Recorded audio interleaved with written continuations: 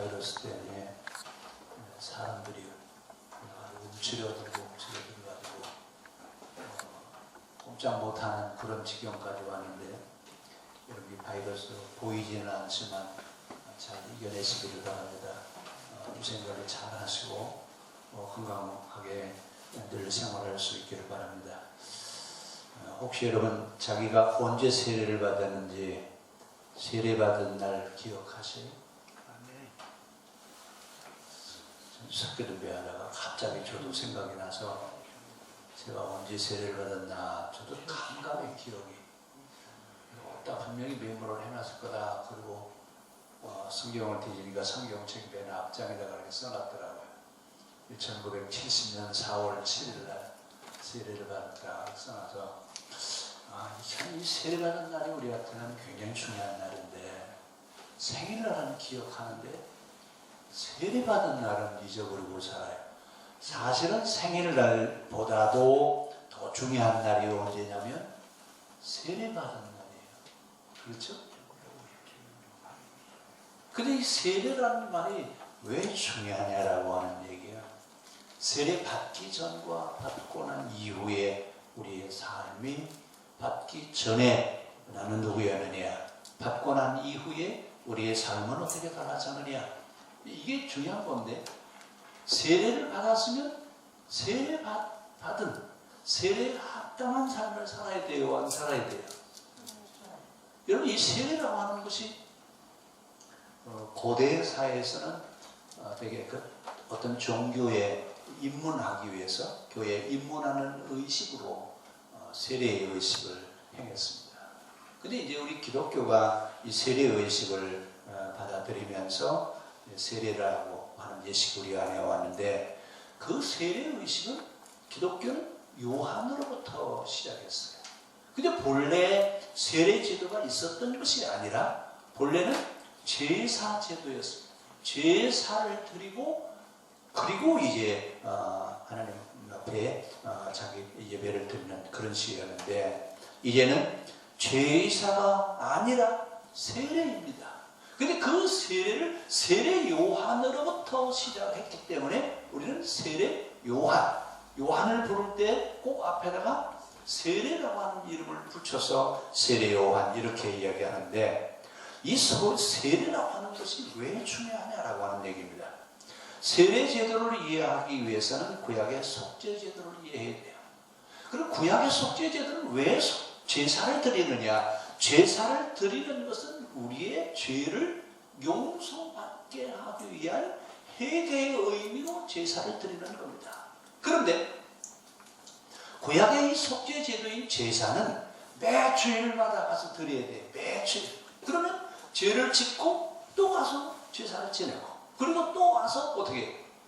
또 제사 지내고 자, 이렇게 계속 삶에 번복되어진 그런 삶이 연속인데, 세례는 이례적이에요. 세례는 한 번만 받으면 돼요. 자, 세례 2번 받아요? 세례 한 번만 받아요. 그럼 세례의 의미는 회개예요. 회개했다라고 하는 말은 헬라말로 메타노니아라고 하는 말인데, 가던 길의 방향을 바꿨다 그런 얘기예요. 이제는 세례 받기 전에는 죄와 상관이 있는 길을 걸어갔다면, 세례 받고 난 뒤에는 어떻게 가는 거예요? 죄와 상관없이 살아가는 삶의 길을 가는 사람들을 세례받은 자라고 그렇게 얘기를 해요.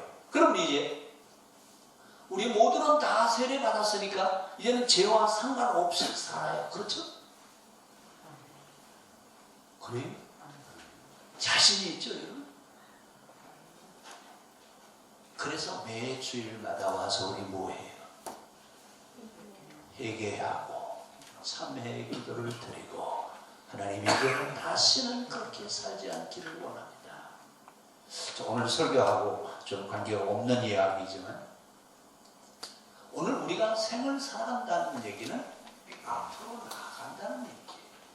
앞으로 나아간다는 얘기는 지난 것을 가지고 간다는 얘기가 아니라 오늘 새 것을 가지고 새롭게 앞으로 나아간다 그 얘기예요. 그래서 날마다 우리는 앞으로 나아가야 돼요.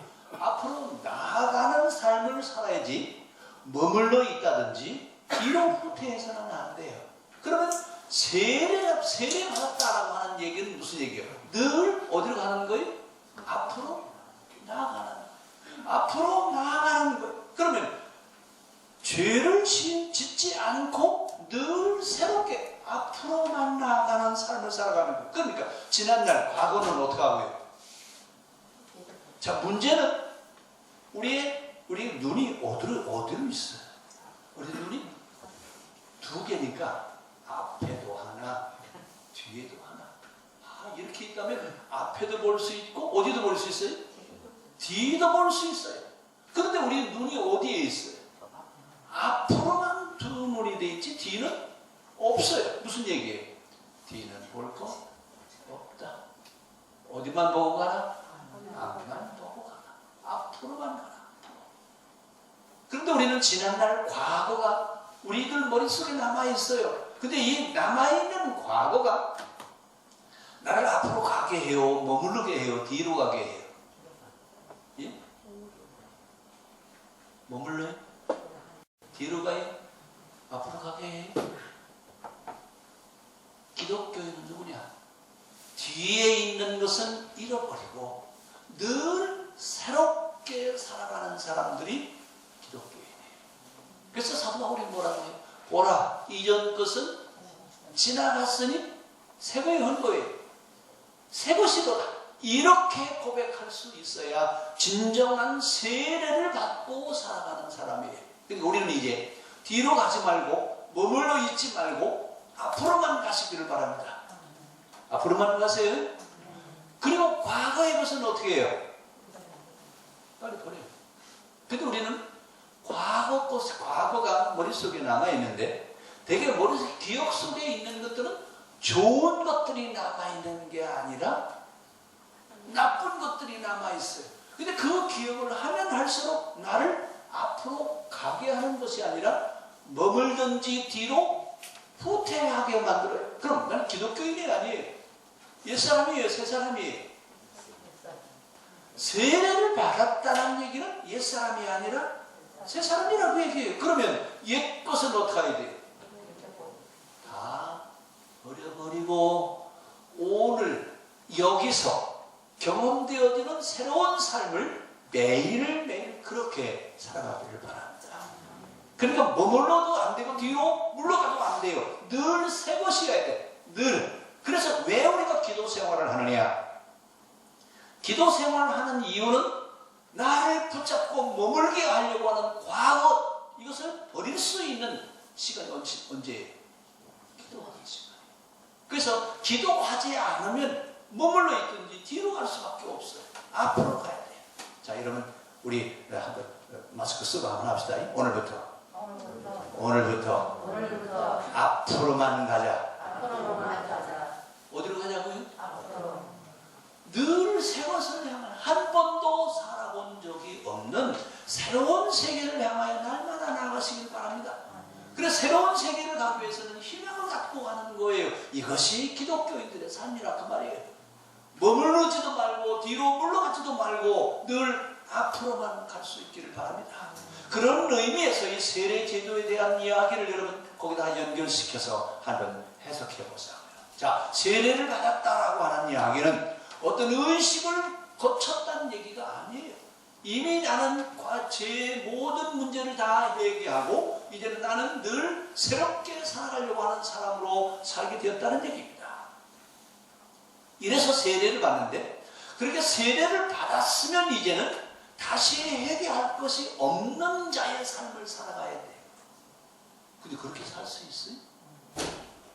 혹시 여러분, 나는 이제 다시 회개하지 않고서도 나는 얼마든지 살 수 있다고 하시는 분 있죠? 있어요? 왜 그럴까요? 아니, 세례를 받았으니까 이제 다시는 회개할 것이 없는 그런 삶을 살아야죠. 자, 이래서 우리는 늘 뭐라고 그래요? 하나님, 나는 그렇게 살 수가 없습니다. 내게 성령을 보내주셔서 나를 좀 도와주십시오. 내가 그렇게 살아갈 수 있는 자가 되기를 원합니다. 이것이 기도 생활이에요. 그러니까 기도 생활을 하지 않고 앞으로 나아갈 수 있어요? 앞으로 나아간다는 얘기는 기도하지 않고 앞으로 나가지 못합니다. 결국 이제 세례에 대한 얘기를 하는 것은 새로운 속죄 제도를 선포하는 겁니다. 근데 지금까지는 요한 이전에 이전에는 세례에 대한 말이 있어요, 없어요? 없어요. 요한 이전에는 다 속죄 제도, 예루살렘을 중심으로 한 속죄 제도를 통한 신앙 생활을 하고 있습니다. 그런데 세례 요한이 나와서 회개하라, 천국이 가까웠느니라 그러면서 요단강에서 지금 세례 의식을 행하고 있습니다. 자, 그럼 지금 이 요한이 세례를 행하시는 것은 어디에도 없어요. 아무도 이 세례가 무엇이냐라고 하는 것을 아는 사람이 없어요. 근데 예수님도 세례 요한에게 가서 세례를 받으려고 할 때 요한이 뭐라고 그래요? 내가 예수님한테 세례를 받아야 될 터인데 어떻게 선생님 내 앞에 오십니까? 이러니까 예수님 뭐라고 말씀하셨냐면 이와 같이 하여 모든 의를 이루는 것이 합당하다. 이것이 가장 합당한 일이라 그 말입니다. 이래서 요한이 예수님에게 세례를 베푸시죠. 그러면 예수님이 세례를 베푸신다라고 하는 얘기는 예수님은 죄가 있어서 세례를 받으시는 것이 아니라 죄인의 모습으로, 즉 죄인의 세계로 예수님이 내려가시는 거예요. 그래서 세례 받고 물에서 올라오셨더니 어떤 현상이 일어나면 하늘이 열리고 하늘에서 음성이 들려요. 어떤 음성이 들리느냐? 하나님의 성령이 비둘기같이 그 위에 내려있더니 하늘에서 이는 내 사랑하는 아들이요 내가 기뻐하는 자니라 라고 하는 말씀으로 세례의 합당함을 인정하시는 것을 볼 수 있습니다. 그럼 이 세례를 행하는 세례 요한은 어떤 사람이냐? 지난 시간에도 말씀드렸습니다만 누가복음 1장 13절부터 25절까지 세례 요한의 수태고지에 대한 이야기를 굉장히 자세하게 다루고 있어요. 다른 성경에는 요한이 어떻게 태어났는지에 대한 이야기는 하지 않는데 누가복음은 아주 자세하게 다루고 있습니다. 그러면서 세례 요한이 태어나기 전에 이미 성령께서 그의 이름을 뭐라고 지어라? 요한이라고 지어라. 이러면서 요한의 수태고지에 대한 이야기가 누가복음에 나와 있는데 그리고 나서 요한이 태어나고 난 이후에 요한이 어떻게 자라났다라고 하는 얘기가 없어요. 근데 갑자기 광야에서 외치는 자의 소리가 있어서 가라되 그러면서 광야에서 세례 요한이 등장하는데 광야에 등장한 세례 요한이 무엇을 하냐면 하나님 말씀을 선포했습니다.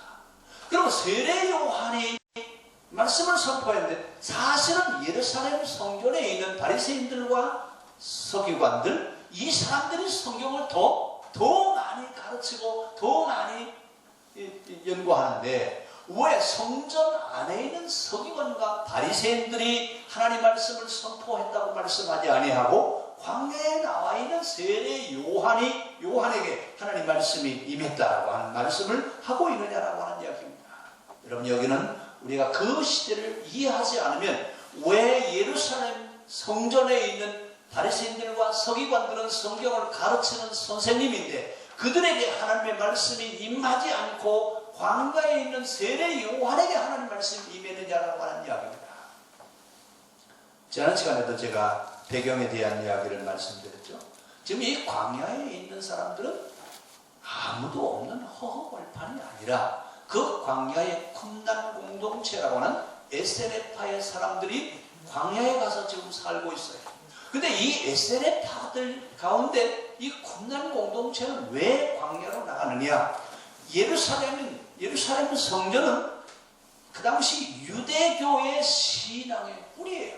신앙의 기둥이에요. 근데 예루살렘에서 예배를 드리는 서기관과 바리새인들은 타락한 자들이다.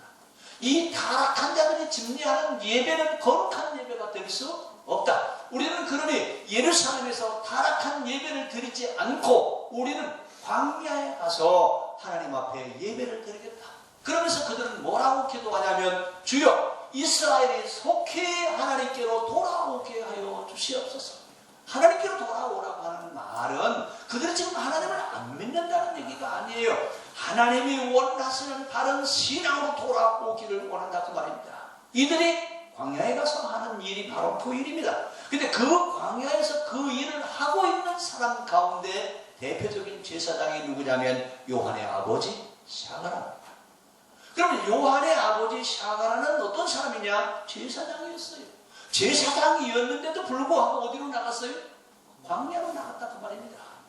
그럼 제사장들 가운데서도 예루살렘 서기관과 바리새인들이 지금 바른 신앙의 길로 가지 않고 있다고 하는 것을 아는 사람도 있었다는 얘기입니다. 그래서 지금 빈들에서 요한이 하나님 말씀을 외쳤는데, 그러면 하나님의 말씀을 요한에게 임했다? 하나님의 말씀이 요한에게 임했다라고 하는 이야기는 무슨 얘기냐? 요한이 성경에 있는 말씀을 다시 그 시대에 맞도록 재해석하는 일을 했다 그 말입니다. 그러면 광야에 가 있는 금단 공동체에 있는 사람들은 뭘 했느냐? 그들은 성경을 연구하고 성경을 공부했다 그 말입니다. 이렇게 철저하게 성경을 공부하고 연구하는 그 사람들에게 성령이 임하셨다는 얘기는 그들이 하는 일이 옳았다 그 말입니다. 성령이 그들에게 임했다는 얘기는 하나님이 그들을 인정하셨다는 얘기입니다. 자, 그 하나님이 인정하시는 그 사람들 가운데 대표자가 누구냐면 세례 요한입니다. 세례 요한이 지금 광야에서 드러나서 뭐라고 말씀해요? 회개하라, 천국이 가까웠느니라 그러면서 제사를 드리는 것이 아니라 뭘 하고 있어요? 세례를 행하고 있어요. 그럼 이제 뭐가 달라졌느냐? 제사와 세례는 단어는 달라요. 전혀 달라요. 그런데 제사와 회개는 의미는 같습니다. 회개하는데 초점이 있습니다. 구약의 속죄제도 제단에서 드리는 제사도 왜 드리느냐? 회개하기 위해서 드리는 겁니다. 세례를 왜 받느냐? 회개하기 위해서 받습니다. 그러면 회개한다는 얘기는 방향을 바꿔간다는 얘기예요. 잘못된 길을 가다가 바른 길로 가도록 방향을 바꿨다는 얘기입니다. 자, 이렇게 세례 요한이 광야에서 세례를 베풀고 많은 사람들에게 성경을 다시 재해석했더니 많은 사람들이 몰려왔다 그랬습니다. 그 말은 지금 사실은 광야에서 하고 있는 요한이 성경을 해석하고 세례를 베푸는 것이 올바른 것이 아니라 그 당시는 예루살렘에서 제사장들에 의해서 드리는 제사이어야 안식일을 지키는 것이고 신앙생활을 하는 것이고, 그런데 많은 사람들이 오는데 광야에서 요한이 세례를 베풀 때 누구도 왔어요? 서기관과 바리새인들도 왔더라. 여러분 7절, 3장 7절 한번 같이 보겠습니다. 요한이 많은 바리새인들과 사두개인들이 세례 베푸는 데 오는 것을 보고 이르되, 독사의 자식들아, 누가 너희를 가르쳐 임박한 진노를 피하라 하더냐? 바리새인들과 서기관들이 왔어요, 안 왔어요? 바리새인들과 서기관, 사두개인들, 특히 이 사두개인들은 예루살렘 제사장 계열의 핵심 역할을 하는 사람들이 사두개인들이에요. 그러면 예루살렘의 성전에 분명히 이들이 성전에서 유대교를 집행해가는 중요한 역할을 하고 있는 사람들이었는데, 이 사람도 세례 베푸는 데 왔다 그랬습니다. 그랬더니 요한이 그들에게 세례를 베푸는 게 아니라 뭐라고 했어요? 이 독사의 자식이라. 요즘으로 얘기하면 여러분 막 쌍욕을 하는 거예요. 세례 베푸는 데 왔으면 요한이 그들에게 세례를 베풀어 주면 되는데, 요한은 그들을 향해서 뭐라고 얘기하느냐? 세례를 베푸는 게 아니라 이 독사의 자식들아, 누가 임박한 하나님의 진노를 피할 줄로 내가 생각하느냐? 이들에게는 뭐가 있다는 얘기예요? 너희들에게는 하나님의 심판이 기다리고 있다. 하나님의 심판이 너희들을 기다려. 아니 그럼 왜 지금 바리새인들과 서기관들, 사두개인들이 이 사람들에게는 하나님의 심판이 기다리고 있다고 요한은 선포하고 있어요? 이 이야기는 그들이 잘못하고 있다고 말해요. 그들이 신앙생활을 좀 잘못하고 가르치고 있다는 얘기입니다. 구약의 제사제도는 제사의식이 중요한 것이 아니라 그 제사를 왜 드려야 되느냐, 왜 동물을 잡아서 드려야 되느냐, 그 의미는 회개하는 데 있다고 그랬습니다. 그래서 이제는 짐승을 잡아 바치는 것으로 끝나는 것이 아니라 짐승이 죽어지는 것처럼 내 안에는 죄성이 죽어지기를 원합니다. 그랬는데 이런 회개는 없고 뭐만 있어요? 동물을 잡아들이는 죄사만 있지 회개는 없는 거예요. 이렇게 의식과 형식으로 가고 있는 그런 신앙생활을 하고 있는 그들을 향해서 회개해라, 회개해라. 그것은 신앙생활을 바르게 하는 것이 아니다 그 말입니다. 진정한 회개는, 진정한 제사는 내가 회개하면서 나 자신이 하나님 앞에 드려지는 뭐가 되어야 돼요? 산제물이 되어야 돼요. 이제는 양이, 짐승이 죽어지는 것이 아니라 누가 죽어져야 돼요? 내가 죽어져서 제단에 올라가서 물에 타 죽어 없어지는 그런 동물처럼 내 자신이 그렇게 내 안에 있는 죄성을 지배하고 있는 것들이 완전히 죽어서 이제는 새 사람으로 새로운 삶을 살아가기를 원하는 그런 진정한 회개가 있는 의식이 세례요, 제사요, 예배라고 하는 겁니다. 근데 예배는 하나님을 위해서 드리는 것이 아니에요. 여기 우리는 예배를 드릴 때 뭐라고 해요? 누구를 위해서 드린다고요? 하나님을 영화롭게 하기 위해서 예배 드린다고. 사실은 내가 죄를 용서받고 새 사람 되게 하기 위해서 예배를 드리는 겁니다. 그러니까 예배를 드릴 때마다 우리는 내 자신이 하나님 앞에 드려지는 거룩한 산 제물이 되실 수 있기를 바랍니다. 동물이 제사를 통해서 희생되어지는 것처럼 하나님이 이제 내가 하나님 앞에 온전하게 드려지는 산 제물이 되기를 원합니다. 오늘 이 예배를 통해서도 내가 하나님 앞에 드려지는 산 제물이 되기를 원합니다. 이것이 세례의식이라고 말입니다. 그러니까 그동안에는 매일 주일마다 제물을 하나님 앞에 드리기는 드렸지만 뭐가 없어요?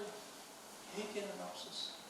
회개하지 않고 종교의식만 집행해 왔는데 이것을 세례 요한은 뭐라고 해요? 이 독사의 자식들아, 너희는 종교의식만 행했지 왜 우리가 하나님 앞에 제사를 드려야 되는데 그 의미와 정신은 잃어버렸지 않느냐라고 하는 얘기입니다.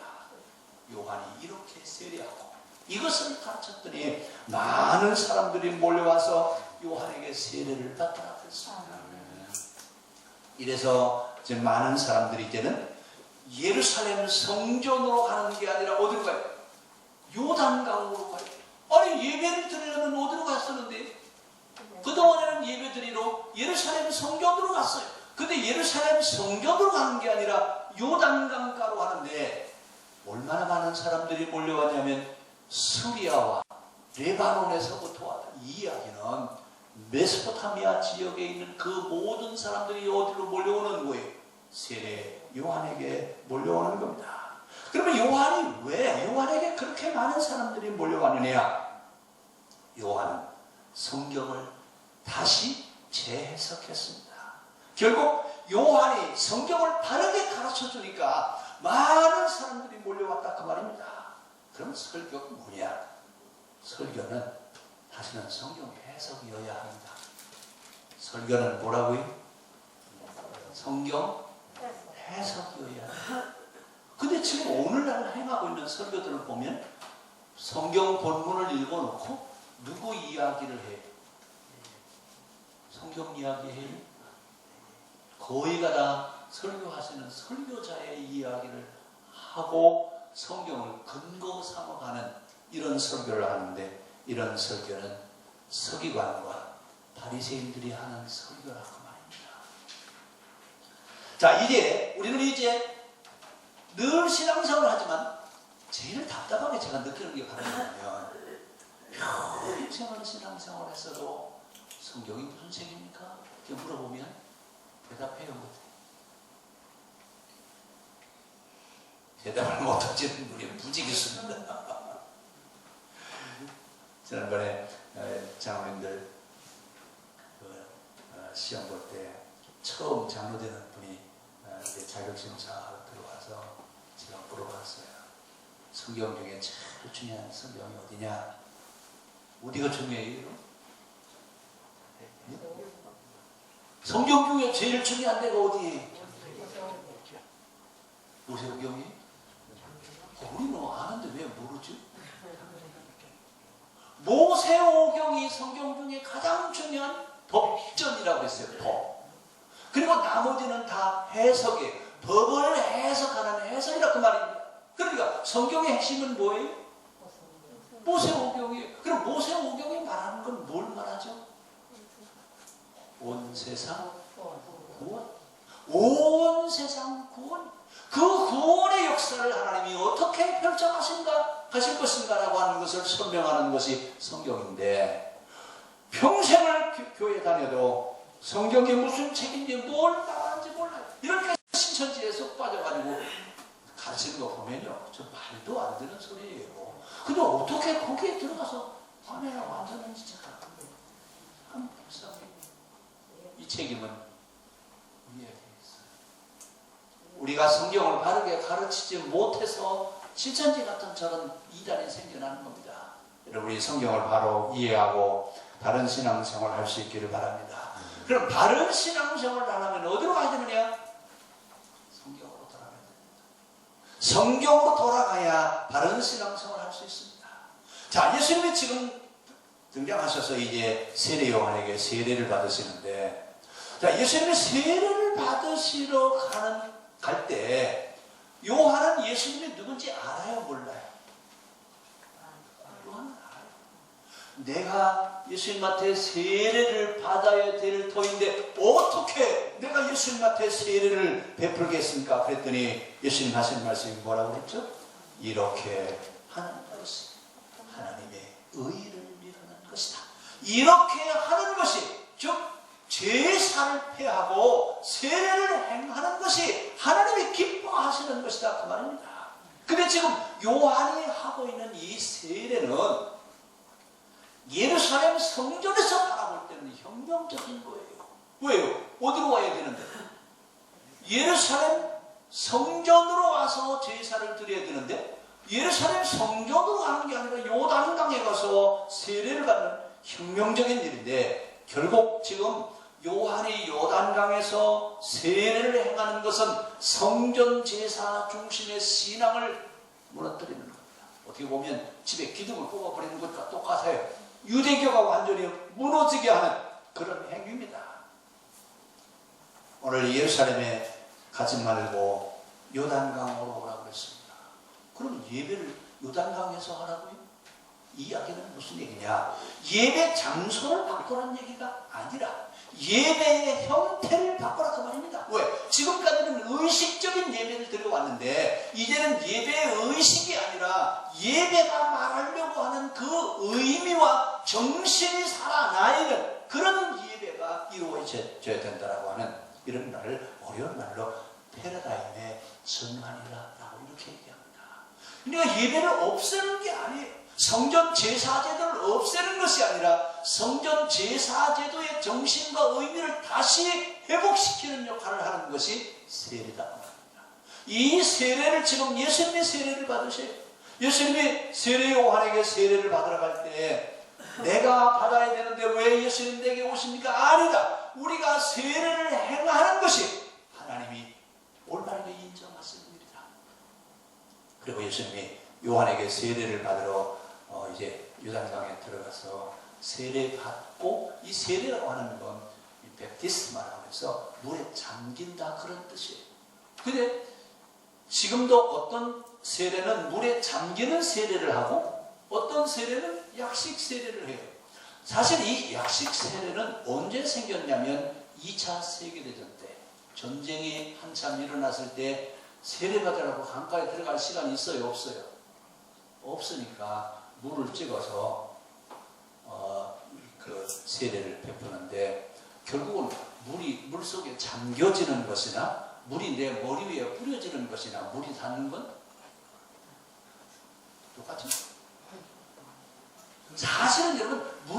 잠기느냐 아니면 물을 찍어서 사실 그게 중요한 것이 아니에요.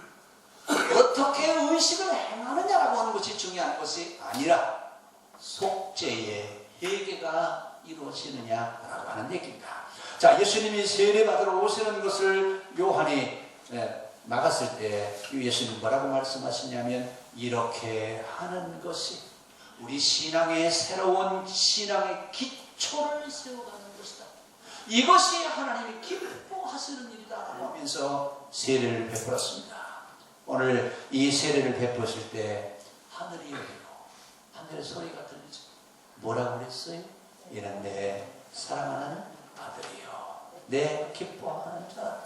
이렇게 하는 것이 하늘이 열려지는 일을 행하는 일이라고 말입니다. 우리는 기도로 능력으로 하늘이 열려지기를 바라는데 하늘이 열려지는 것은 하나님의 의를 이룰 때 하늘이 열려진다라고 하는 것을 알았습니다. 자, 그러면 예수님은 지금 세례 요한이 요단강에서 세례를 베푼다고 했을 때 예수님이 세례 요한에게 가시죠? 그러면 예수님은 지금 공생애를 시작하시지 않았어요. 언제부터 예수님의 공적인 공생애가 시작이 되냐면 세례를 받으시고 난 이후부터 예수님의 공생애가 시작됩니다. 그 전에는 사생애라고 하는데 그러면 예수님은 지금 활동을 하셔야 안 하세요? 활동을 안 하셨어요. 누가 나타나기를 기다리는 거예요? 요한이 나타나기를 기다려요. 요한이 나타나기를 기다리는 게 아니라 엘리야와 같은 일을 하는 마지막 선지자가 나타나기를 기다리셨습니다. 말라기 4장 4절로 6절에 보면 엘리야와 같은 마지막 선지자가 나타날 것이라고 그랬는데 그럼 죽었던 엘리야가 다시 나타난다는 얘기예요?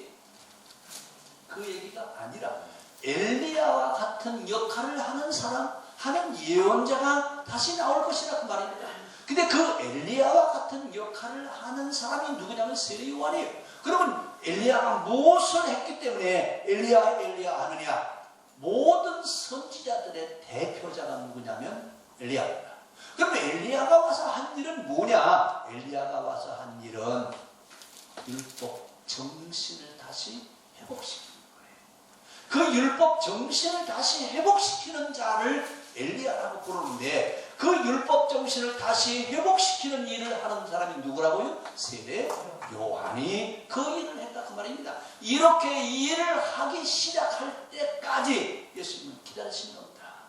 엘리야가 나타나서 주의 길을 예비할 것인데 너희는 그의 길을 평탄하게 하라. 그의 길을 예비하라고 예언되어졌던 그 일이 세례 요한을 통해서 이루어질 때까지 예수님은 기다리고 계셨습니다. 자, 이 정하신 때, 그러면 왜 예수님은 이 정하신 때까지 기다리느냐? 중요한 얘기는 이제 예수님이 등장하시지 아니하면 여호와의 신앙이 재해석하지 않으면 유물로 없어질 그런 위기에 처해 있습니다. 다시 말씀드리면 유대교 신앙이 이대로 가다가는 어떻게 된다고요? 없어질 지경에 처해 있을 때 예수님이 나타나셔서 다시 신앙을 해석해서 새로운 신앙의 기초를 바른 신앙의 길을 제시하는 일을 하기 위해서 예수님이 등장하시죠. 이러면서 이제 엘리야를 통해서 율법 정신을 다시 회복할 때를 기다리셨는데 그 때가 누구를 통해서 시작되어지냐면 세례 요한을 통해서부터 시작되어집니다. 이 세례 요한이 결국은 길을 만드는 자가 됐다 그 말입니다. 요한이 예수님이 오셔서 새로운 신앙의 기초를 세워갈 수 있는 일을 할 수 있도록 제사 제도가 아니라 세례이어야 된다. 새로운 제도를 만들어갔다 그 말입니다. 여러분 늘 신앙의 새로운 길을 걸어가게 하기를 원하는 사람들은 처음에 길을 바로 가야 됩니다. 처음 가는 사람이 잘못된 길로 가면 뒤에 따라오는 사람들은 자연히 뒤돌아 잘못된 길로 가게 되어 있습니다. 기독교가 언제 그랬어요? 초대교회에서 중세로 넘어가면서 어거스틴이 하나님의 도성이라고 하는 신국론을 얘기하면서 두 개로 나누어져 있는 이원론적인 세계의 길을 터놓아서 오늘까지 여기까지 온 겁니다. 그래 이제는 우리가 길을 다시 다시 내야 돼요. 우리가 길을 다시 내지 않으면 우리 기독교가 유물로 사라질 그런 위기에 지금 처해 있다 그 말입니다. 그럼 뭘 가지고 새롭게 하느냐? 성경으로 돌아가야 돼요. 성경으로 돌아가야 되는데 성경으로 돌아가자 그러면 우리가 언제나 성경 안 가지고 했나요? 늘 성경 가지고 얘기했잖아요. 성경으로 가자는 얘기는 성경의 의미와 정신, 우리의 신앙이 다시 성경의 의미와 정신을 가지고 그 정신과 의미가 회복되어져 있는 신앙이 새롭게 정립되어져 가야 된다라고 하는 얘기입니다. 이 일을 시작하는 길을 연 사람이 세례 요한이고 이 일을 하시는 분이 바로 예수님인데, 자, 예수님이 세례를 받으시고 그리고 나서 이제 광야로 나가셔서 40일 동안 금식 기도하시죠. 예수님의 40일 금식 기도는 여러분 굉장히 중요합니다. 우리가 생각할 때 모세가 40일 주야 금식 기도 했어요, 안 했어요? 모세가 40일 주야 금식 기도하고 예수님이 40일 금식 기도 하시는데 이 이야기는 밥을 안 먹고 기도만 했다는 얘기가 아니에요. 우리는 지금 금식 기도하는 거에 대해서 밥 안 먹고 굶고 하는 기도라고 생각하는데 예수님과 모세가 하는 기도는 밥 안 먹고 굶고 하는 기도가 아니라 하나님의 면전에서 먹는 것과 자는 것을 잊어버리고 하나님 앞에 있는 면전 시간이 40일이었다 그 말입니다. 그래 여러분 이 40일 금식 기도 하시는 분들은 정말 다시 생각해야 돼요. 우리는 뭐라고 그래요? 제가 목회를 시작하니까 어떤 사람이 그래요. 아니 평생 목회할 건데 40일 금식 기도를 하고 목회해야지. 목사가 40일 금식 기도도 안 하고 목회하는 목사가 어디 있냐고. 근데 저는 제일 자신 없는 게 금식이에요. 저는 굶는 건 하루도 못 굶어요. 근데 40일을 굶으라고? 40일 금식 기도. 예수님이 하신 40일 금식 기도와 모세가 하는 40일 기도는 우리가 하는 금식 기도가 아닙니다. 그래서 여러분 신앙생활 하면서 금식할 필요성은 있어요. 왜 금식해야 되느냐? 금식 기도할 때 가장 중요한 것은 3일만 금식하면 내 안에 죄성이 있는 그대로 다 드러나요. 죄성을 발견하고 그 죄성의 문제를 해결하게 하기 위해서는 금식하십시오. 그러나 예수님이 40일 금식하고 모세가 40일 금식 기도했으니까 나도 금식한다 하지 마세요. 우리는 모세가 아닙니다. 우리는 예수님이 아닙니다. 그 금식은 하나님의 면전 체험을 하는 것이지 우리가 말하는 금식 기도하는 것이 아니라고 하는 이야기입니다. 그 이야기는 다음 시간에 말씀을 드리겠습니다. 예수님의 40일 금식 기도에 대한 이야기는, 자, 예수님의 세례를 받으시자 하늘에서 성령이 비둘기같이 임하시면서 뭐라고 말씀하세요? 이는 내 사랑하는 아들이요 내가 기뻐하는 자라다. 이렇게 하는 것이 하나님을 기쁘시게 하는 것이다 그 말입니다. 이렇게 세례를 받는 것이 예루살렘 성전에 가서 제사를 드리는 것이 아니라 이렇게 세례를 받는 것이 하나님을 기쁘시게 하는 것이고 하늘이 열어지게 하는 것이다 라고 하는 얘기입니다. 오늘 우리는 의식적인 예배, 의식적인 제사가 아니라 나 자신이 진정 하나님 앞에 회개하고 산 제물로 드려짐으로 인해서 하늘이 열려지는 귀한 역사가 있기를 바랍니다. 아멘. 그때마다 무슨 생각을 해야 돼요? 주님, 나는 죄인이기 때문에 마땅히 죽어야 됩니다. 나는 죄인이기 때문에 하나님 앞에 마땅히 죽어야 될 자입니다. 하나님, 나를 용서하여 주시옵소서. 이런 정신, 예배를 통해서 다시 살아날 수 있기를 바랍니다.